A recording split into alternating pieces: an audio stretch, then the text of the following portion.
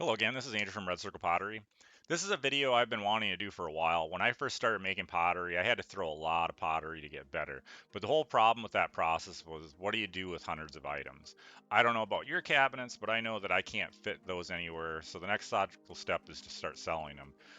So typically to get better, you kind of need to start selling stuff. And I know that isn't for everyone, but if you're watching this video and made it this far, you're probably interested in the money you can make. So I'll start with first saying that I don't think there's any hobby as self-supporting as pottery is. It's usually in demand. People like to buy local. It's handmade. They're really functional. It's stuff that people use on a daily basis. So if you're willing to do the marketing and putting your pieces out there to sell, I definitely, well, I know for a fact that people will buy them. I think if your prices are in line with sort of your market and your area, you know, you're just going to do okay and do well. So we have a couple of kilns, and today I'm going to talk specifically about our electric kiln, which is a 7 cubic foot scut. This is a pretty average size for the hobbyist, so I think this will be a good frame of reference for most of you out there.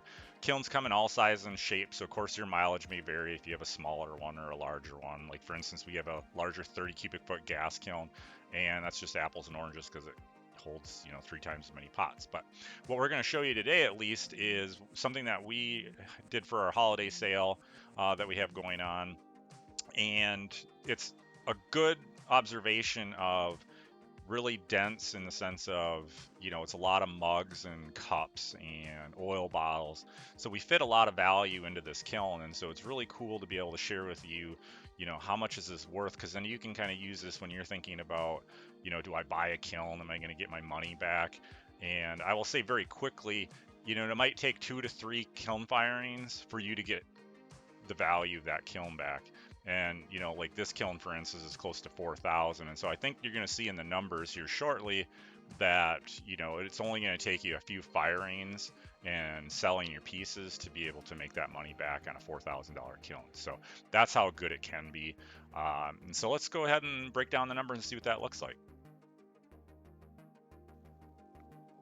And here we are now that we have everything unloaded. We have some mugs and some straight cups, some oil bottles, and a stray piggy bank that's kind of thrown into the mix.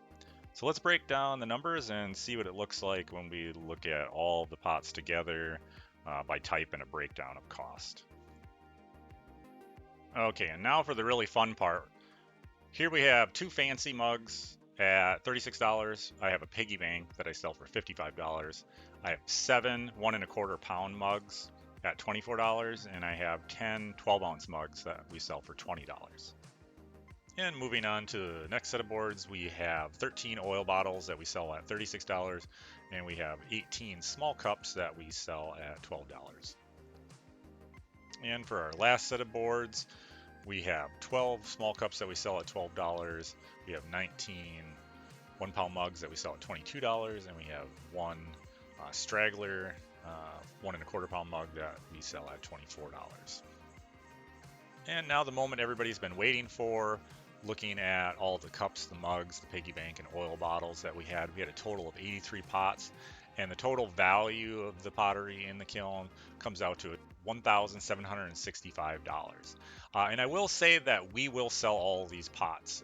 There are a lot of bread and butter items in here. That's why it was such a good opportunity to show you, these are just, basic items. They're just stuff that people buy. They're very functional. We're able to put them out, and, people have a use for them. So, I hope you guys get some value out of this. There wasn't a lot of information when we got started, so it was a lot of trial and error here. We're just going to put some pots out and see if we can sell them. And, for the most part, people like pottery for reasons I mentioned earlier. And I think this is just a kind of a good breakdown that will help you guys decide whether it makes sense for your area. You might be able to get some more, you might be able to price things higher in your area. You might have to price things lower, just depends on where you're at. We're in the Midwest, East Coast, West Coast, standard of living. You're going to really have to base your prices around that. So I'm sure some of you are looking and like, oh, wow, that's really cheap, or, oh, maybe that's too much money. So again, it's just going to be based on your area and something you need to consider. But hopefully you guys found this really valuable. I wish I would have come across something like this when I got started. So I hope you guys enjoy. And as always, if you guys like these types of videos, please comment. Let us know what you think. If you have questions, we're happy to answer those. I've really been working on building a community around pottery, and I really love working on this stuff. So as always, I hope you enjoyed, and thanks for watching.